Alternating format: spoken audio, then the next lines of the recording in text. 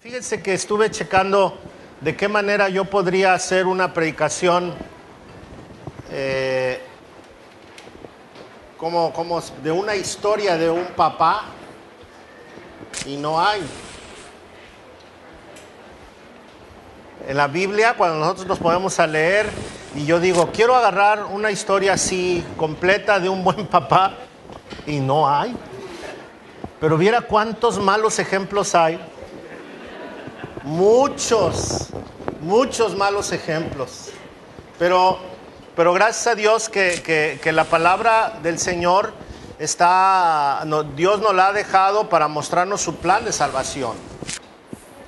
Está ahí para que nos hable de la eternidad y del peligro que es quedarse al aire en la eternidad, ¿sí? Y por eso Dios dejó su palabra para que nosotros supiéramos que hay esperanza y que tenemos la oportunidad de la vida eterna. Así que eso es lo principal. Hoy vamos a hablar del Padre, así. Encontré una laminita que dice así: para los que están, para los que se fueron y para los que han de venir, ¿verdad?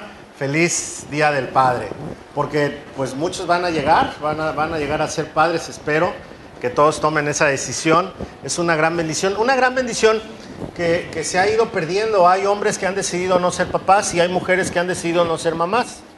Estamos viviendo un tiempo especial. También, entre más pasa el tiempo, las parejas han decidido no tener muchos hijos. Y algunos dicen con 2 es suficiente, algunos solamente 1. Y ya los más arriesgados, 3. ¿Verdad? Ya sí que digamos, ¡ay, qué riesgo tan grande! 3. Ha estado cambiando nuestra sociedad. En Alemania les dan motivación para que tengan muchos hijos, y entonces les dan meses de descanso con sueldo pagado y todo para quienes tengan hijos. Y por el segundo les dan una lanita más, y por el tercero otra lanita más, y así se la lleva uno a gusto, ¿eh? Pero no México, ya ya habrá un plan algún día, en un futuro. Por lo pronto sí hay papás todavía que, aunque principalmente en las ciudades, las personas que han estudiado la universidad y esto, planean su vida y entonces dicen 2, 3 hijos, no más. Pero todavía tenemos mucha población en México que dice pues de a 4, de a 5, de a 6. Y yo tengo una sobrinita que es muy jovencita y tiene 8, y no tienen más de 35 años, y tiene 8. Y tengo otra sobrinita que tiene 4, y una de sus hermanas no tiene ninguno. Entonces así como que está dispar la cosa. Pero, en fin, hoy vamos a hablar del Padre, ¿sí? ¿Por qué el Padre? No sé por qué, pero hoy vamos a hablar del Padre. Entonces, vamos a meditar del Padre, un acróstico acerca del Padre. Y pues así estaría separada la letra P. Y en primer lugar vamos a hablar de primero el reino de Dios. Si nosotros quisiéramos hablar de los papás y pudiéramos poner un consejo en cada letra, el primer consejo sería este: primero el reino de Dios. Si está un papá cerca de usted, dígale: primero el reino de Dios. O un hombre futuro papá, dígale: primero el reino de Dios. Mire, cuando nosotros pensamos en el reino de Dios, a veces se nos viene a la mente la religión a todo su potencial, pero realmente no es la religión, no es primero la religión, porque hay gente que tiene muy buen comportamiento religioso, pero no tiene primero a Dios, ¿sí? No tiene en su motivación principal el reino de Dios, solamente tiene religión, pero no tiene primero el reino de Dios, que son dos cosas diferentes. La religión no es el reino de Dios. La religión es una normatividad nada más, que quiere decir que nos pone reglas, límites, y ahí nos lleva, ¿no? Pero el reino de Dios es otra cosa. El reino de Dios es dejarse impactar por el Espíritu Santo y que el Espíritu Santo lleve tu vida y que tú decidas de acuerdo a lo que Dios quiere. Buscar el reino de Dios es buscar el rostro del Señor todos los días. El reino de Dios es morir a la vida que llevo y empezar a vivir a la vida que Dios me ofrece. Entonces, este es un poquito el reino de Dios. Cuando el reino de Dios está en el papá, entonces la familia va a ser la primera que va a recibir parte del reino. Entonces, si el papá está alineado con Dios, todas las cosas van a estar muchísimo mejor. Pero primero le voy a decir a quién sirve a veces el papá, ¿sí? Y a quién debe de servir. Dijimos primero al reino de Dios. Pero hay quienes sirven al trabajo. Ellos, en lugar de decir buscar primero el reino de Dios, dicen buscar primero el trabajo. Y entonces cuando hablamos del trabajo, mucha gente está emocionada y está enamorada de su trabajo. ¿Cuántos están enamorados de su trabajo? Yo estoy enamorado de mi trabajo. No es malo estar enamorado de su trabajo. Para algunos, como dicen que es un castigo. No es castigo, es una bendición, ¿verdad? Yo estoy enamorado de mi trabajo. Pero aún siendo yo pastor, aún siendo que yo como pastor no tengo una hora de entrada, no tengo una hora de salida, tengo muchísimo trabajo. No crean que nada más vengo los domingos y predico y los miércoles. No, toda la semana tengo mucho trabajo. Desde a veces hasta el lunes, que es el día que tomo yo para descansar. A veces el lunes hay que trabajar también. Pero los martes no se diga, y todos los días así, no hay un ratito. Mis jornadas a veces empiezan tempranito y terminan muy noche. ¿Por qué? Porque esto no se puede decir entro a tal hora y salgo a tal hora. Entonces hay mucho trabajo, pero sí he sabido separar mi trabajo de mi esposa. Yo tomé la decisión antes de que fuera yo pastor, cuando me convertí a Cristo, mi esposa tenía un reclamo, que yo todo el tiempo estaba en el trabajo. Todo el tiempo. Y entonces me dijo, tenemos que hacer algo, porque esto se va a acabar. Entonces tomé la decisión, yo tenía la oportunidad de salir de mi trabajo, no comer allá, y entonces venía a Vallarta a comer con mi esposa, estábamos ahí un rato y ya en la tarde me regresaba. Pero siempre fue como un pacto que hicimos de comer todos los días juntos en la medida que se pudiera. Ahora que soy pastor, pues no se diga, ¿verdad? Regularmente desayunamos juntos, comemos juntos y a veces cenamos juntos. No siempre, pero por lo menos esos dos puntos son especiales. El día de descanso la pasamos juntos y si yo tengo un compromiso va conmigo también. Pero el trabajo es una bendición, pero se puede convertir en una maldición. Se puede convertir en una maldición cuando nos excedemos, como todos los excesos. Cuando el trabajo se convierte en el punto central de mi vida, entonces deja de cumplir su función. Va a generar dinero, sí, pero va a generar una ausencia. Y muchos hombres se dedican a puro trabajar, bueno, los que trabajan, ¿verdad? Porque hay unos que no trabajan, pero los que trabajan se dedican a puro trabajar y se olvidan de la familia. Creen que llevando dinero a la casa ya la hicieron, pero no, el dinero no es todo. La presencia del papá, el que esté en tiempo de calidad con el papá, eso es muy importante. Perdón, con la familia, el papá con la familia. El trabajo es una parte. Cuando yo hago de mi prioridad el reino de Dios, el trabajo simplemente pasa a un segundo lugar, y ese segundo lugar es como un medio que tengo yo para vivir solamente y no toda mi vida. ¿Sí? Otros, hay quienes sirven a su mamá. ¿Sí conoce de estos hombres? No diga, porque nos echamos una bronca ahorita. Busca primero el reino de Dios, dice la Biblia, pero hay unos que buscan primero el reino de su mamá. Y estos que buscan primero el reino de su mamá están en un grave problema, A eso se le llama mamitis. ¿Por qué? Porque vivimos en un país bien macho, ¿verdad que sí? Los hombres somos bien machos, hacemos muchos hijos y tomamos mucho tequila y gritamos bastante, pero no somos responsables. También tenemos un país de matriarcado. Como el hombre se olvidó de la familia, la mamá tomó la responsabilidad y entonces la mamá se encarga de educar a los hijos, de cuidarlos, de tomar todas las responsabilidades que implican ellos, y al final el papá dice, ya ves, me maleducaste a mis hijos, y le reclama, ¿no? Pero los hijos tienen un apego a la mamá natural, porque la mamá se dedicó a ellos. Pero el problema es cuando se casan. Cuando se casan no quieren despegarse de la mamá. Y todo lo que van a hacer le preguntan a la mamá qué es lo que tienen que hacer. Y lo peor es que a la esposa la comparan con la mamá.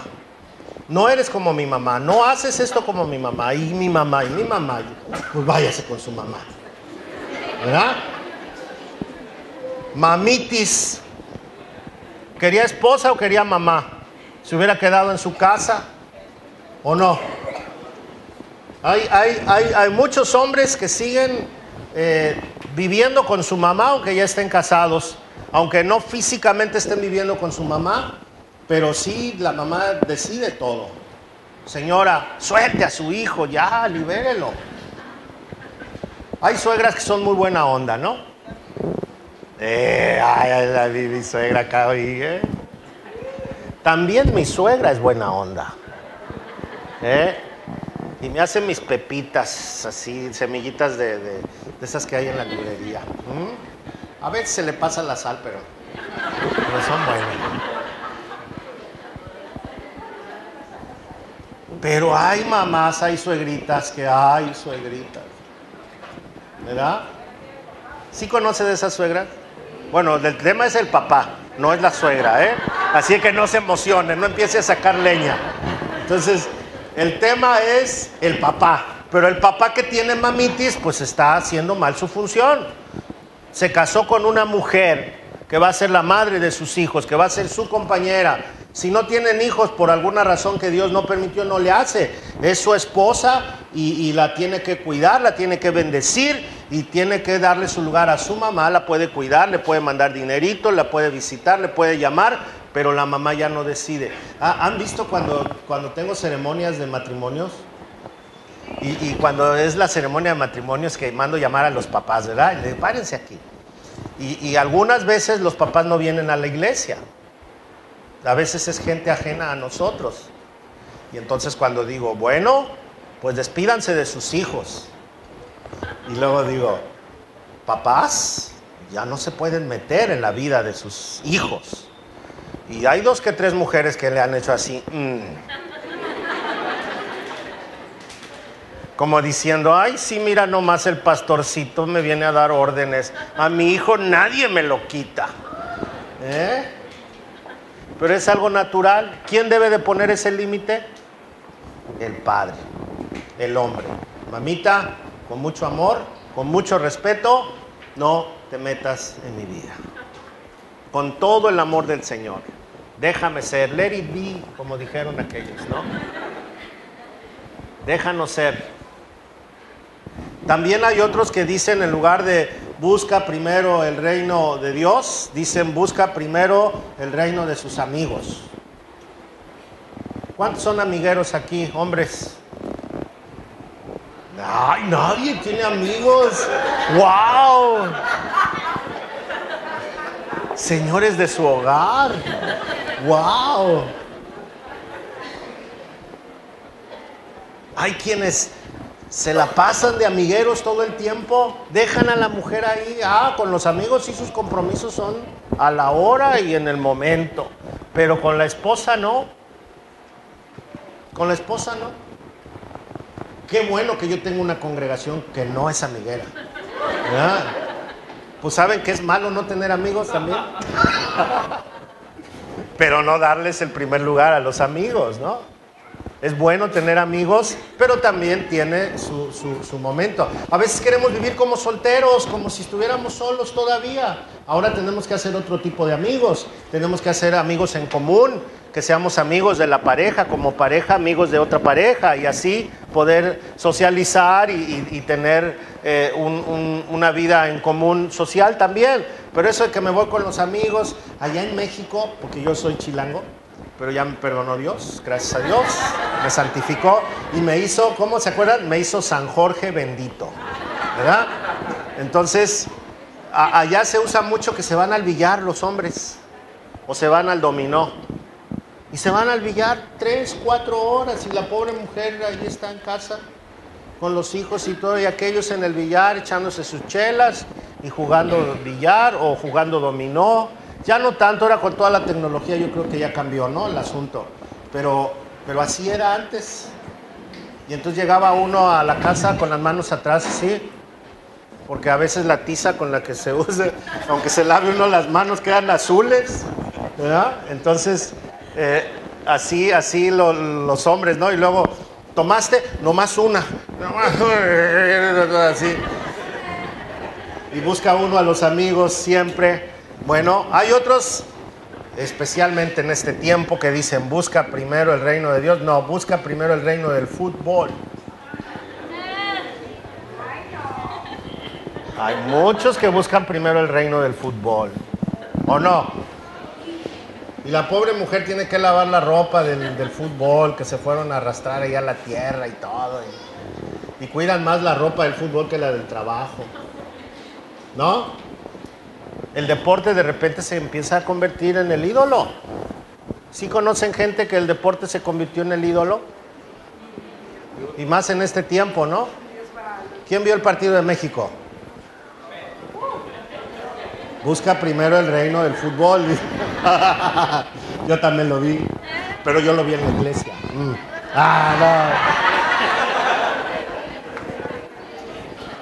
No, está bien. Todo tiene su lugar. Qué bueno que hay deporte, qué bueno que tenemos diversión, pero también tiene sus límites. Padres, seamos responsables. Tenemos que ser responsables. Todo es permitido en el buen sentido, dice el apóstol Pablo. Todo me es lícito, pero no todo me conviene. Entonces, en esa medida, miren, nosotros tenemos que decidir como padres, porque Dios nos ha dado a nosotros la responsabilidad de ser la guía de nuestro hogar. Dios nos va a pedir cuentas a nosotros los hombres de nuestros hijos y de nuestra esposa. A nosotros los hombres. Dios, si nos va a hacer una pregunta, nos va a hacer la pregunta de cómo tratamos a nuestra familia, a los hombres. Y si Dios va a tratar algo con nosotros, va a hacer eso. Entonces, Josué sabía esto y él escribió en su libro, en el capítulo 24, 15, él estaba despidiéndose ya del pueblo y él delante de todo el pueblo quiso exhortar a los israelitas, porque ellos todos venían de Egipto donde había dioses, habían llegado a un lugar donde había dioses y ellos deberían de tener un solo Dios. Pero el pueblo estaba en una encrucijada de decidir hacia dónde se iban a mover. Y entonces estas son las palabras de Josué. Dice, y si no os parece bien servir al Señor, escoged hoy a quién habéis de servir, si a los dioses que sirvieron vuestros padres que estaban en el otro lado del río, o a los dioses de los amorreos en cuya tierra habitáis. Pero yo y mi casa serviremos al Señor. Esa fue una decisión de un hombre, de un padre de familia, de alguien responsable. Ustedes decidan a quién servir. Yo y mi casa serviremos al Señor. No, pastor, pues yo he querido servir al Señor, pero pues ya ve la gente de la iglesia, yo me los encuentro luego allá en la calle, pisteando. ¿Y?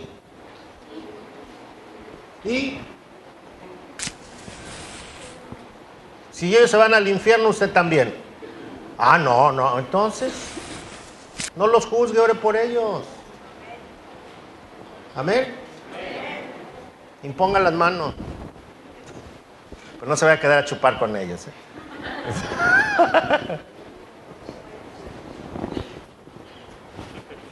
Es necesario que nosotros tomemos una decisión. ¿A quién voy a servir? Josué dijo, yo en mi casa serviremos al Señor. Solamente. Y esa es una decisión sabia. No es una decisión religiosa, es una decisión sabia. La segunda letra es la letra A. Miren, a mí no me costó mucho trabajo hacer este acróstico. Es muy natural, es de mucho sentido común. ¿Qué pondrían ustedes a la letra A hablando del papá? Amor, pues sí, ¿verdad? El sentido común nos dice amor, pues no. Yo puse amar, no, sí. Amar.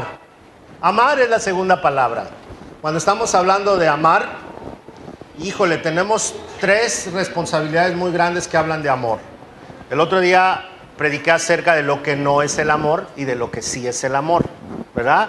Y quedamos que la Biblia nos enseña que el amor son acciones antes que palabras. El amor son decisiones que uno toma y que no tienen nada que ver con nuestros sentimientos. El amor es lo que yo doy, no lo que recibo. El amor es la entrega de todo mi ser a aquello que amo, sin esperar recibir nada a cambio. Yo voy a amar a mi mujer si me ama. No, ya te equivocaste. Yo voy a amar a mi mujer aunque no me ame. Voy a amar a mi marido aunque no me ame. Aunque la orden de Dios está ¿para quién? Para el hombre. Nunca le ordena la Biblia a la mujer que ame a su marido. Le dice que lo respete, que no le dé zapes, ¿sí? Que no lo ponga en vergüenza. Dice que lo respete, ¿sí? Y al hombre le dice ame a su mujer. Otro punto que habla del amor, de lo que Dios nos está pidiendo, es amar a los hijos, pero amarlos de acuerdo a los lineamientos bíblicos también. Y lo tercero, que el hombre debe mostrar su amor es proveyendo las necesidades de su hogar. ¿Sí? Les voy a compartir 3 versículos que hablan de esto. Y el primero está en Efesios 5:25, que dice: maridos, amad a vuestras mujeres.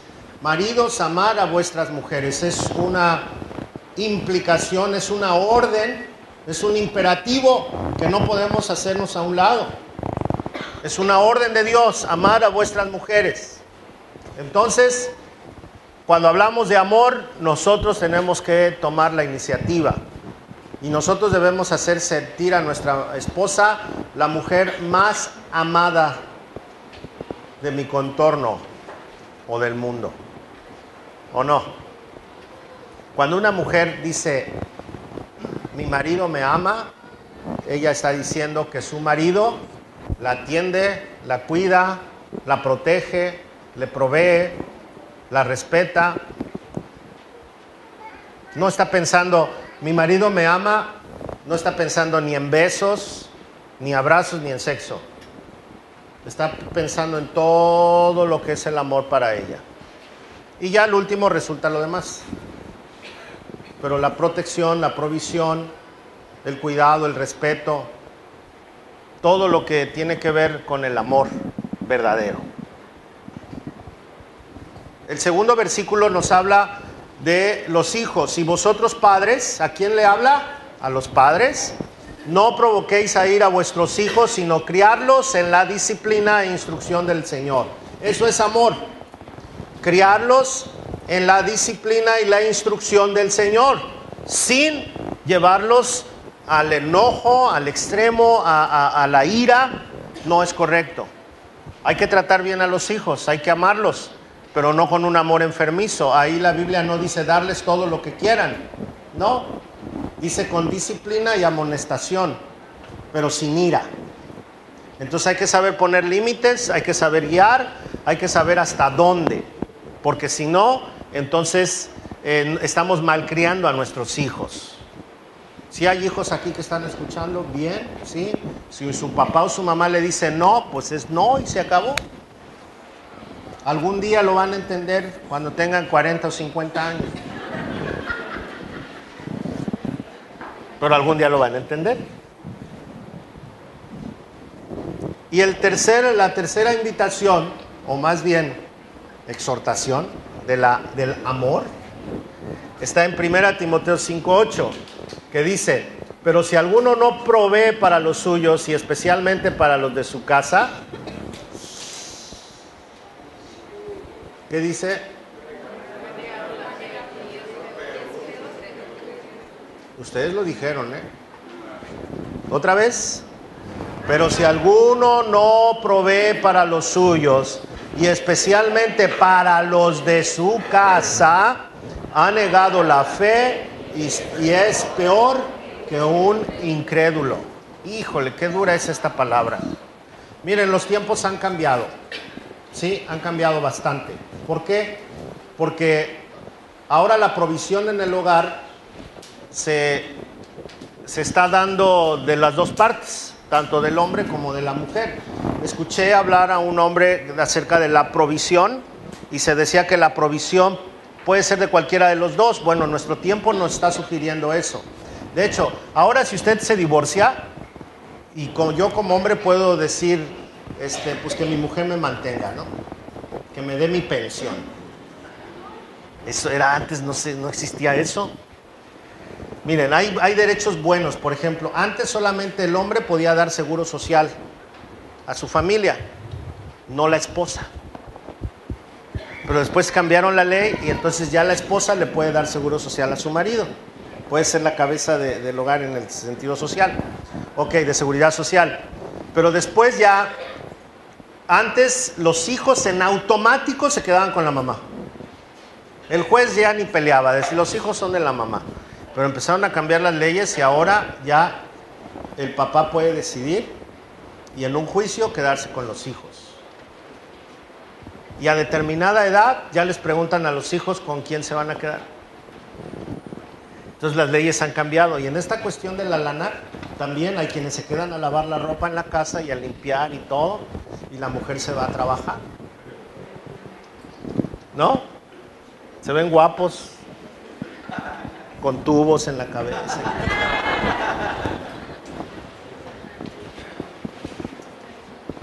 Y la mujer se va a trabajar a gusto. Está bien, así están los tiempos, ¿no? Pero el principio bíblico, lo que Dios nos está invitando a hacer correctamente es que el hombre tome su lugar de proveedor. Es el proveedor de su casa. Su mujer, por los tiempos que vivimos, trabaja y le ayuda. Pero no debe dejar su responsabilidad el hombre de proveer. Tiene que buscar, tiene que salir, tiene que hacer algo. No puede quedarse en su casa. A veces no encontramos trabajo porque pues no hay trabajo de dueño, ¿verdad? Entonces pues no encontramos, agarramos el mano a mano y los periódicos y todo. Y dice, es que no hay trabajo de dueño, no encuentro. O queremos trabajo de gerente todo el tiempo, ¿no? A veces no se puede. Pero el hombre debe ser el proveedor de su casa. Porque si no, dice que es peor que un... Híjole, qué palabras tan fuertes. Padre, sigue la tercera letra. Es la letra D. A ver. Letra D. Adivinen, adivinen.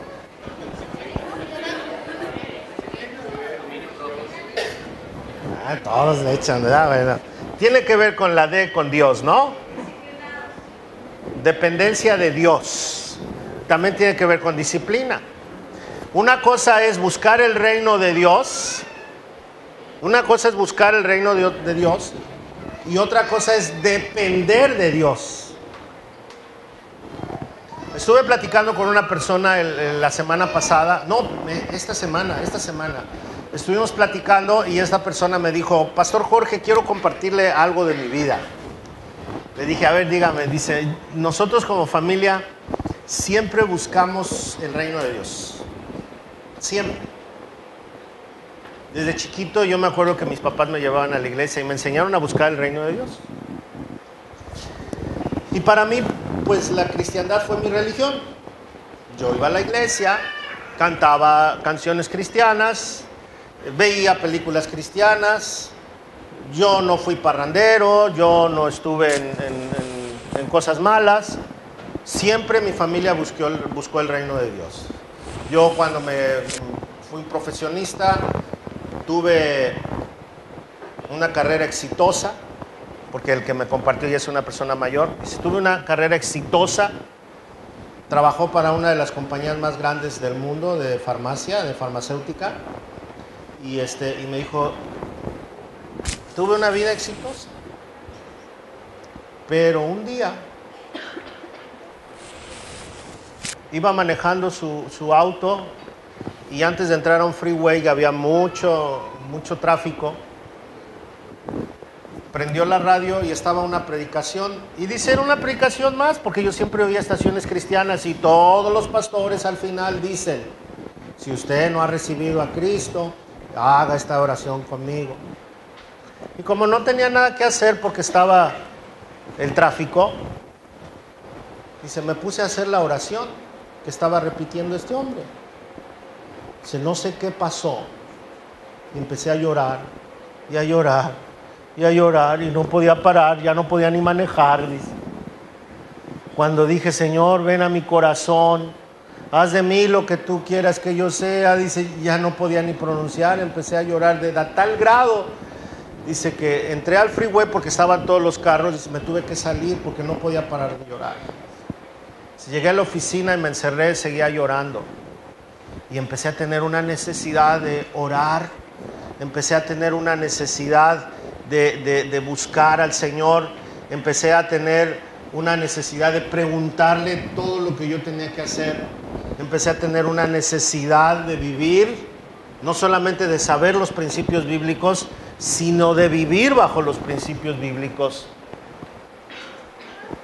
Dice, y eso fue hace poquito, me dijo.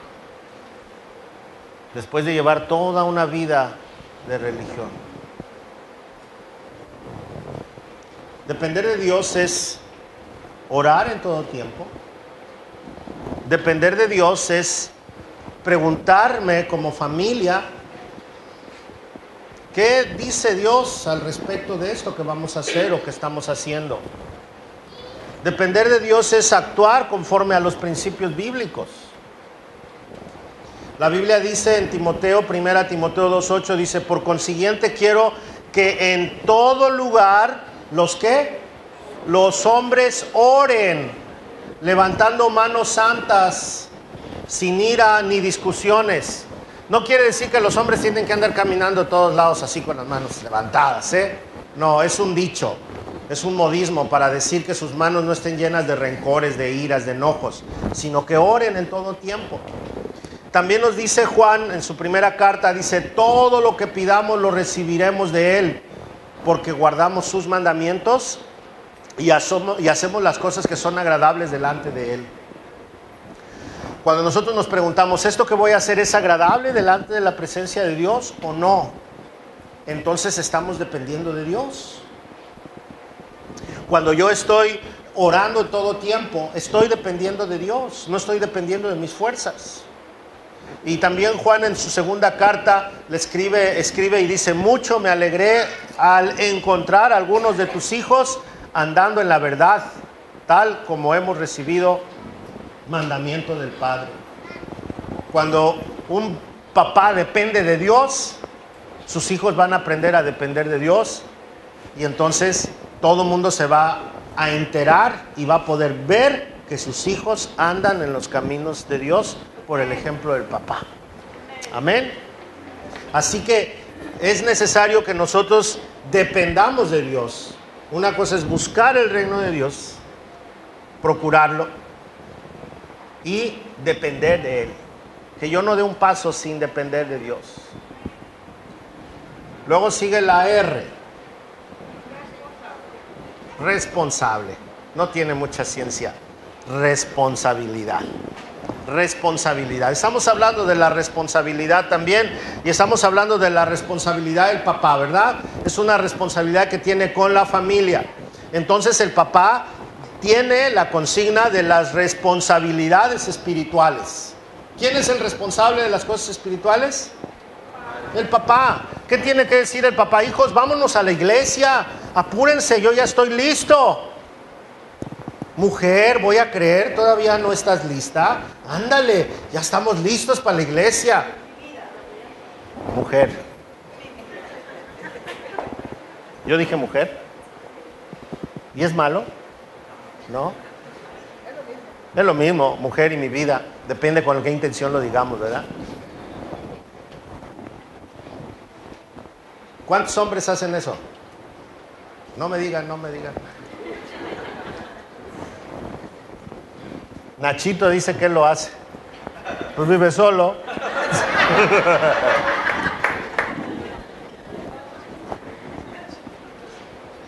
Regularmente la esposa es la que anda carreando a todo el mundo, órale a la iglesia, y esto y que el otro, y luego de repente el marido dice, no, es que juega México a tales horas, no, vámonos. Y luego va la competencia, no, es que el final de la novela es hora en la tarde, yo no voy a la iglesia, y el marido, ¿cómo no? Vámonos a la iglesia, órale. ¿No? Y cada quien se desquita como puede.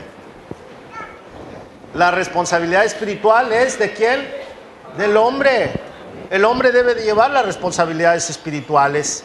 Dice la Escritura que no dejemos de congregarnos como algunos tienen por costumbre. El hombre es el responsable de la espiritualidad, pero también el hombre es responsable de las cosas sociales, de la vida social. A ver, ¿cómo está esto? Mire, le voy a dar unos versículos. El primero habla de nuestra responsabilidad espiritual. Dice, no dejando de congregarnos como algunos tienen por costumbre, en Hebreos 10:25. Pero el segundo me gusta mucho. Dice, Hebreos 13:16. Y no os olvidéis de hacer el bien y de la ayuda mutua, porque de tales sacrificios se agrada a Dios. Regularmente quien hace las buenas obras y procura a la gente que sufre es la mujer. Pocas veces el hombre es el que está buscando hacer buenas obras, bendecir a otros, cuidar de otros. Regularmente la mujer es la que lo hace. Los hombres casi no. De momento sí se emocionan, pero ya después ya no. Miren, hay de esos círculos de ayuda para la gente pobre, o de esa gente que tiene lana y dona para ayudar a ciertas personas. ¿Quiénes son los que están involucrados en estas asociaciones? Mujeres. Y las mujeres son las que le están diciendo al marido, ándale, entrale. Y el marido, no, ¿para qué? Ándele, ¿cómo no? Y ellas son las que están... Nosotros tenemos que cumplir con nuestras responsabilidades sociales para que nuestros hijos nos vean y nosotros como padres podamos dar un buen ejemplo. Eso es un sacrificio que el hombre tiene que hacer. Es un sacrificio porque no quiere. Y lo que no quiere se convierte en ¿qué? En sacrificio. Pero así dice la Biblia. Dice, y no olvidéis de hacer el bien y de la ayuda mutua, porque de tales sacrificios se agrada a Dios. Es un sacrificio. Y en tercer lugar, tenemos una responsabilidad de salud. Una responsabilidad de salud. Mire lo que le dice Pablo a Timoteo. Dice, ya no bebas agua sola, sino usa un poco de vino por causa de tu estómago y de tus frecuentes enfermedades. Qué espiritual Pablo, ¿verdad? ¿O no? Ay, Pablo me recomendó a mí también. Y más hoy que es Día del Padre. A ver, léale bien, ¿eh? Ya no bebas agua sola, sino usa un poco.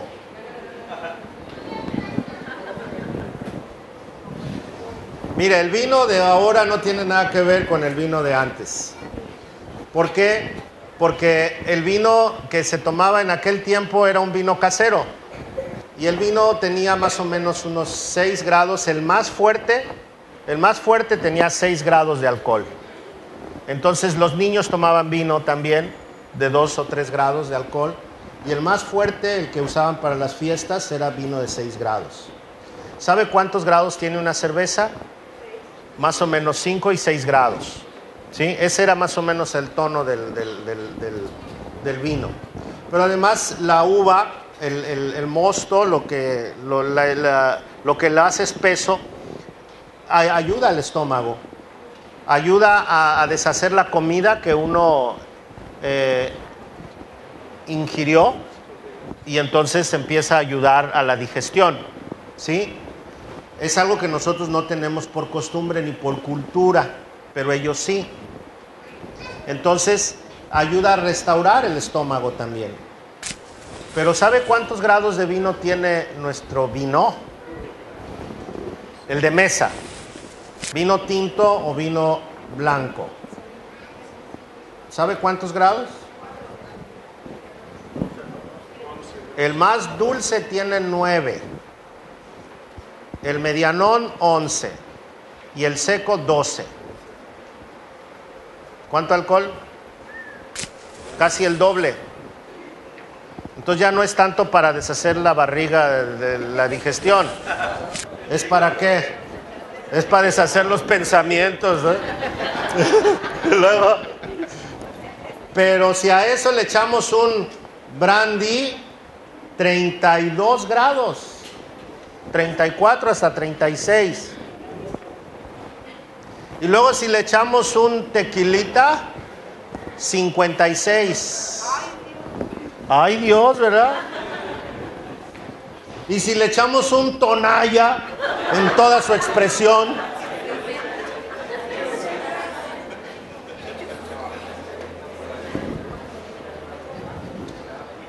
caemos en irresponsabilidad. La salud es algo que Dios quiere que nosotros tengamos. ¿Por qué? Porque como padres tenemos que cuidar por nuestra familia. Yo no puedo ponerme a jugar con mi salud. Si me han diagnosticado diabetes, tengo que ir a hacer ejercicio, tengo que comer adecuadamente. Aunque no esté enfermo, tengo que cuidar mi salud, tengo que comer adecuadamente, tengo que hacer ejercicio. Si el médico, aquí Pablo le está dando una indicación médica a Timoteo, seguramente oraron por él, seguramente Pablo le impuso las manos, pero Dios dijo así no, y entonces le da una indicación médica. También es bueno acudir al médico. Entonces Dios le da una indicación médica y la tiene que hacer. Si usted no cuida su salud, está destruyendo el templo del Espíritu Santo. Y eso va para las mujeres también, porque hay muchas mujeres que están enfermas, no les gusta ir al médico, no comen adecuadamente, no hacen ejercicio. Todos debemos de cuidar nuestra salud. Amén. No, pues que Dios me cure con un milagro. Yo le entro y hago lo que sé. Que luego que Dios me sane. Hubo un tiempo que yo nunca fui testigo de esto, pero he leído y me han contado que había un predicador que oraba por la gente y adelgazaba en el momento.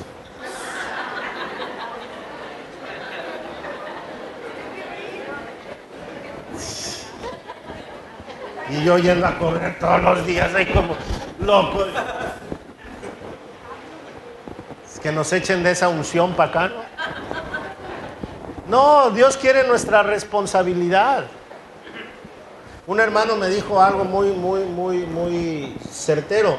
Me dijo, pastor, cuídese y cuide sus tiempos, porque no podemos estar esperando milagros todo el tiempo. Y sí es cierto. Tengo que cuidar mis ritmos de trabajo, tengo que cuidar mis aprehensiones, porque a veces la aprehensión de una persona se convierte en la mía, ¿no? Al escucharlo y todo. Tengo que saber desahogar esto en ejercicio, en distracciones, en pláticas con otros, en los sermones, ¿no? En algún lado tiene que salir mis frustraciones, ¿eh? Pero todos tenemos que ser responsables de esto. Amén. Y por último, la E. Educación, ¿qué más? Espiritualidad, ¿qué más? Ejemplo. Eso es. Ejemplo. Tenemos que hablar del ejemplo. Y cuando estamos hablando del ejemplo, híjole, es un tema bien difícil.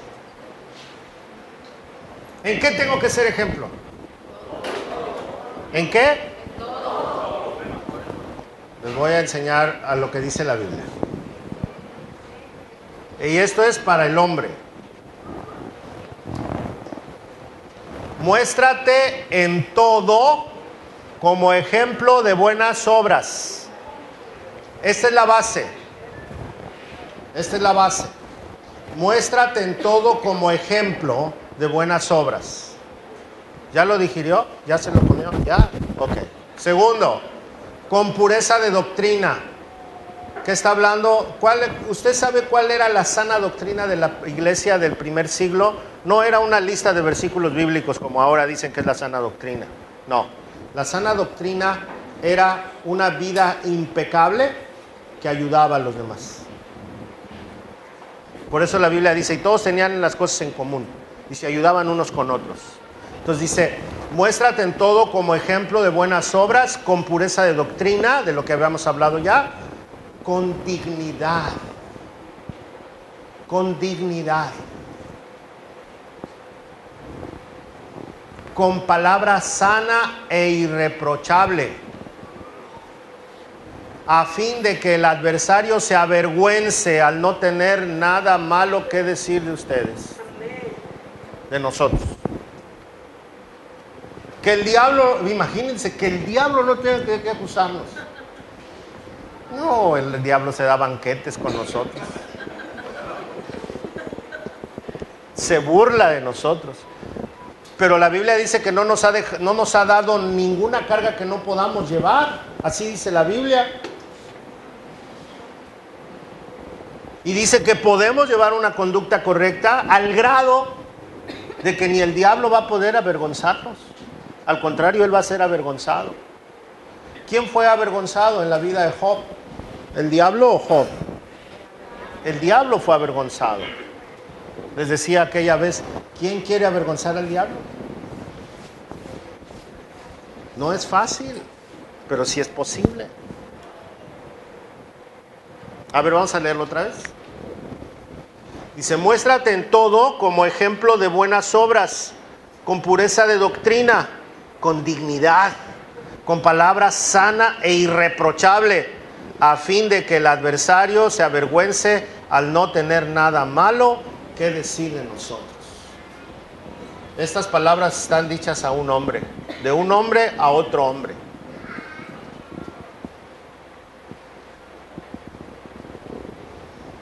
Nos hacen falta hombres, hombres de verdad, padres de verdad. Por eso estamos duro y dale con la escuela para padres. Queremos que todos los hombres tomen la escuela. ¿Sabe? Todas las mujeres, niñas y señoras y abuelitas, quieren que sus hombres sean unos héroes. De verdad. Yo escucho a mi mamá platicar de mí o de mi hermano. Y digo, ay, mi mamá pobrecita, nos pone en un lugar así como, ¿verdad? Todos cuando hablamos así de nuestros hijos, dicen, mi hijo es el mejor, ¿no? A veces sí, a veces no. Pero mi mamá luego dice, no, que mi hijo, que buenísimo, que es un excelente pastor y que no sé qué, y le empieza a echar ahí cosas que yo ni estoy enterado. Pero ella dice en su emoción alegre, ¿no? Y mi otro hijo también es pastor y se siente tan orgullosa. ¿Por qué? Porque de repente nos convertimos en sus héroes, ¿no? Creo que todos como hombres, escúchenme, varón, debemos convertirnos en el héroe de nuestra casa. Lo traemos de manera natural. Dígame si no, todos los hombres queremos ser admirados, pero no hacemos cosas admirables. Somos del montón. Es tiempo de hacer cosas admirables, de ser la cabeza realmente del hogar, ser punta de lanza en la espiritualidad. La Biblia dice, busca primero el reino de Dios y su justicia, y todo lo demás va a ser añadido. Los grandes hombres exitosos en el hogar y en la sociedad, la mayoría han sido cristianos. Los grandes inventores que pasaron en la historia han sido cristianos. Artistas han sido cristianos, que han quedado por la eternidad humana, vamos, no por la historia humana de siglos pasados, son gente cristiana. Tenemos el legado de héroes cristianos, como las escuelas, los hospitales, son legados de gente cristiana que un día dijo, vamos a meter a los enfermos a un edificio y vamos a atenderlo. Y así nació la Cruz Roja, el primer hospital. Por eso le pusieron la cruz, porque fue una idea de los cristianos. A uno se le ocurrió enseñarles a leer y escribir a los niños. Y en la iglesia puso varios salones, se convirtió en una escuela. escuela de Biblia, y después le dijeron, ¿y por qué no enseñamos así a leer a los niños? Y entonces nacieron las escuelas. Y luego las universidades, fue una idea de la iglesia cristiana. Pero hombres que decidieron ser diferentes, glorificar el nombre de Dios. Le voy a platicar de un hombre que conocía de Dios. No fue muy querido por mucha gente, pero fue un hombre que trascendió a la historia del siglo pasado y todavía tiene un poquito de influencia en nuestro tiempo. Este hombre se llama Winston Churchill. Él fue militar, fue pintor, fue escritor, fue presidente de su nación. Él estuvo en la Primera Guerra Mundial como jefe de las Fuerzas Armadas de su país y estuvo en la Segunda Guerra Mundial como presidente. Él predijo, pues tenía un don, predijo todo lo que iba a suceder en la Primera Guerra Mundial y predijo que los alemanes iban a entrar en la Segunda Guerra Mundial a querer dominar toda Europa. Pero nadie le hizo caso en la segunda vez y sí sucedió. Este hombre, al estar consciente que su país no tenía armamento y no tenía un buen jefe de las Fuerzas Armadas y que no podían pelear contra los alemanes, empezó a lanzar avisos por el radio y empezó a gritar en las calles, animando a todo su país y animando a toda la gente. Cuando le dijeron a Winston Churchill, ¿qué le ofreces al país para sacarlo adelante y que no nos meta en yugo de los alemanes? Él dijo, mire, lo único que yo les puedo ofrecer es sangre, sudor y lágrimas. De ahí viene esa palabra. Es lo único que les puedo ofrecer, sangre, sudor y lágrimas. Si ustedes van conmigo, lo vamos a hacer. Y la gente empezó a salir con él. Y empezaron los alemanes a tirar bombas a través de los aviones que no tenía la Gran Bretaña. Y Winston Churchill estaba ahí en las azoteas cuando estaban cayendo las bombas. Era un hombre mayor. Y desde las azoteas animaba a la gente, no se rindan. Y ayudó a sacar cuerpos de entre los escombros.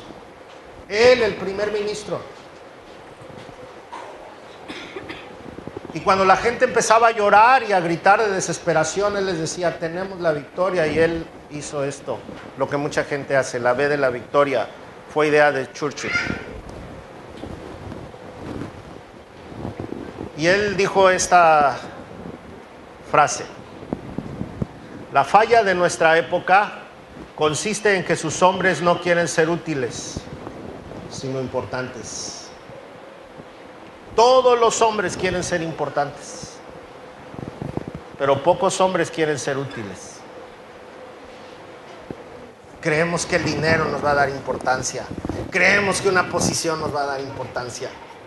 Creemos que la admiración de otra gente nos va a dar importancia, pero la utilidad nos da importancia.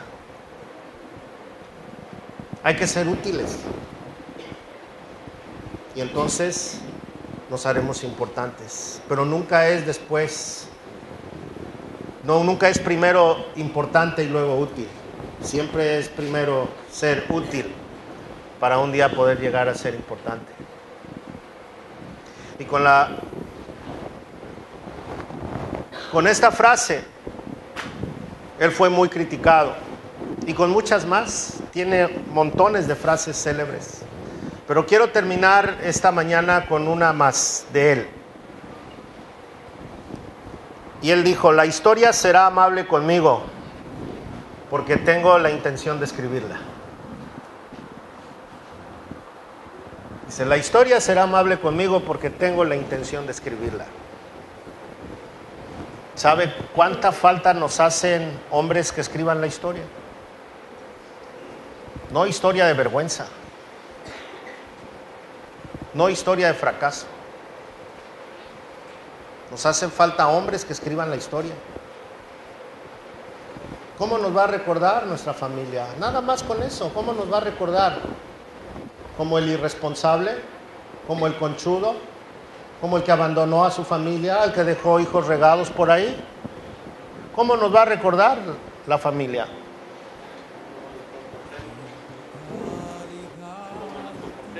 ¿Cómo nos comportemos?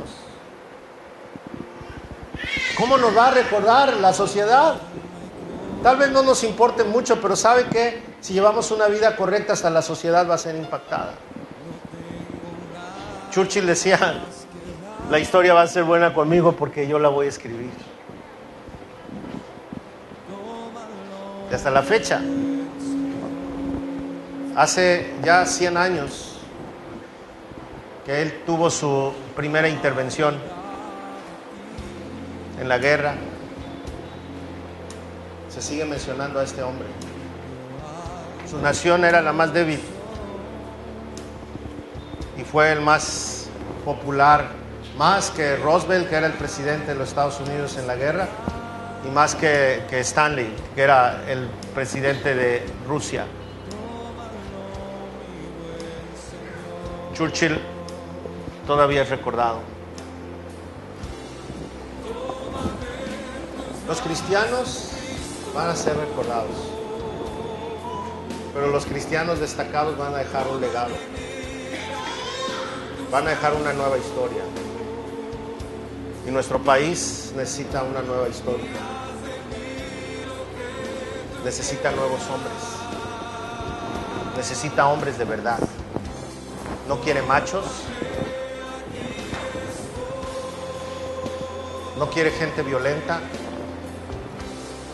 no quiere gente conchuda, no quiere gente que se conforme. Dice la Biblia que el reino de Dios es de los valientes y solo ellos lo arrebatan.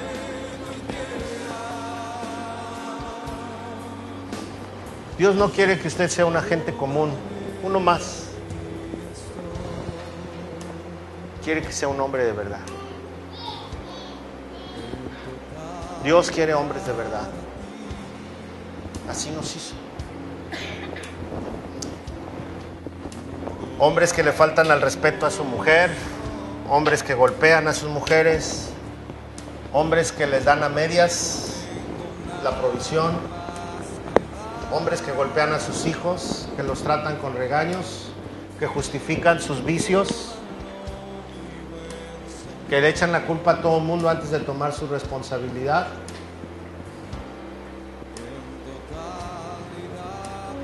Hombres que dejaron de amar a sus familias.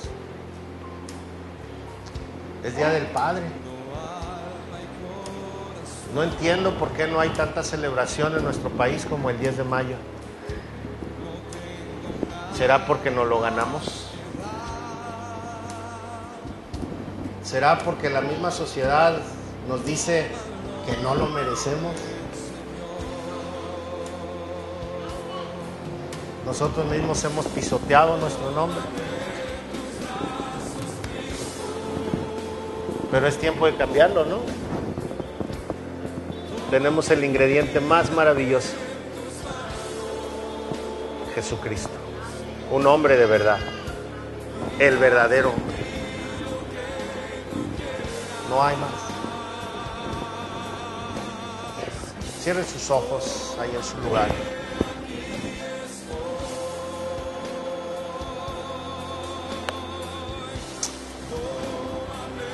Padre, estamos en tu presencia.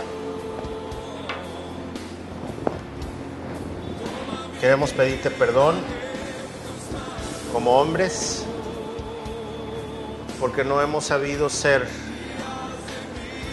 quienes tú querías que fuéramos. Hemos abandonado nuestras responsabilidades y hemos dejado de soñar.